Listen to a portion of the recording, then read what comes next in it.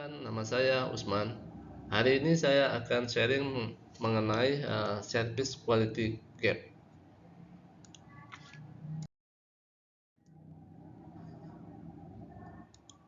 Berikut adalah sebuah video yang menampilkan bagaimana service quality gap itu terjadi. Mari kita simak bersama-sama.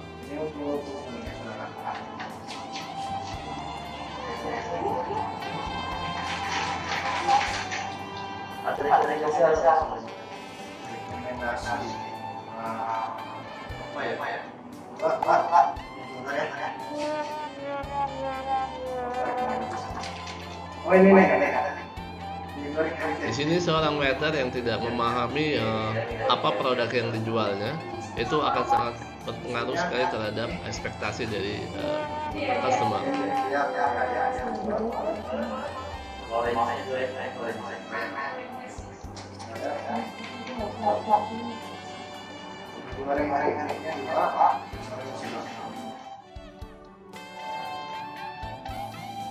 Begitu juga jika seorang pelayan tidak memberikan pelatihan berkaitan bagaimana memberikan servis kepada tamu atau pelanggan.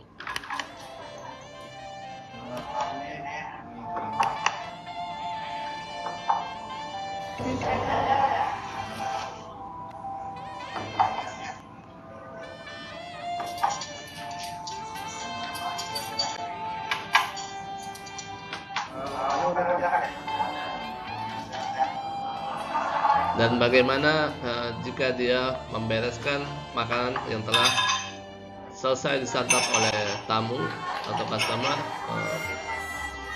karyawan tersebut tidak diberikan pelatihan yang baik bagaimana harusnya membersihkan meja atau sisa-sisa makanan di tamu.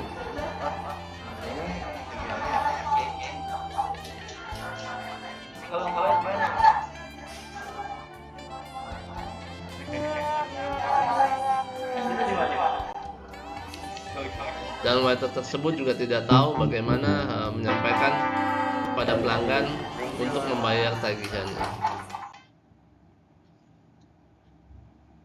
Nah, setelah tadi kita menyaksikan video yang terjadi, disinilah kita akan membahas service gap model yang bisa digambarkan dengan urutan-urutan seperti di atas. Mulai dengan customer expectation atau management perception of customer expectation, lanjut kepada service standard, kemudian melanjut kepada service delivery, kemudian melanjut lagi kepada customer perception, dan kembali lagi kepada customer expectation. Yang pertama, gap terjadi di customer expectation atau menuju ke manajemen perception. Kesenjangan pertama muncul dari kurangnya pemahaman pihak manajemen mengenai bagaimana pelanggan membentuk harapan mereka berdasarkan sumber-sumber yang tersedia. Misalnya, mereka mendapatkan informasi dari iklan, pengalaman sebelumnya yang dialami terhadap perusahaan tersebut, atau mereka mengalaminya di pesaingnya, kemudian kebutuhan personal dan komunikasi dengan kerabat juga yang menyampaikan bahwa tempat tersebut merupakan tempat yang direkomendasikan. Bagaimana kita meminimalkan kesenjangan tersebut? Dalam tahap ini, perusahaan harus melakukan penelitian pasar atau market research untuk memahami pelanggan secara utuh sesuai kebutuhan dan harapan mereka. Kemudian, gap management atau menuju ke service standard. Kesenjangan ini ditimbulkan dari kurangnya komitmen pihak manajemen dalam memberikan kualitas pelayanan atau persepsi bahwa perusahaan tidak memungkinkan untuk memenuhi harapan pelanggan. Padahal di saat yang sama perusahaan berharap atau memberikan standar service excellent.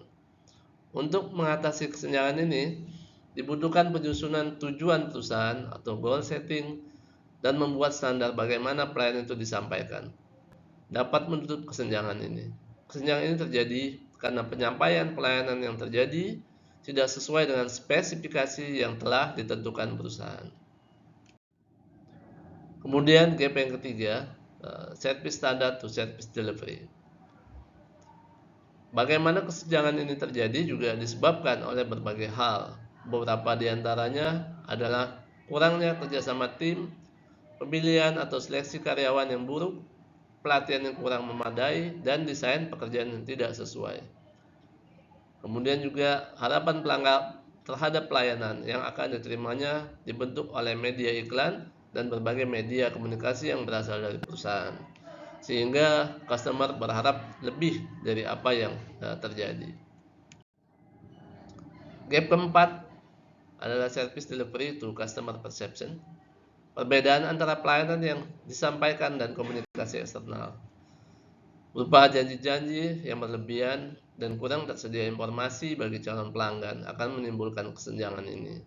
Sehingga kembali lagi, customer berharap lebih terhadap apa yang didapatkannya. Dan dalam hal ini perusahaan dinilai perlu untuk menyesuaikan informasi yang diberikan kepada calon pembeli dengan bukti pelayanan yang sesungguhnya yang diberikan. Jadi kesenjangan antara informasi dan bukti yang diberikan haruslah sangat diminimalkan. Dan kelima, gap customer perception to customer expectation. Kesenjangan ini merupakan hal esensi akhir yang menentukan kepuasan pelanggan. Kepuasan pelanggan sangat bergantung pada minimalisasi kesenjangan pertama hingga kesenjangan keempat yang terkait dengan penyampaian pelayanan atau jasa. Sekian sharing dari saya untuk hari ini. Jangan pernah berhenti belajar, karena hidup tak pernah berhenti mengajarkan. Terima kasih. Selamat siang.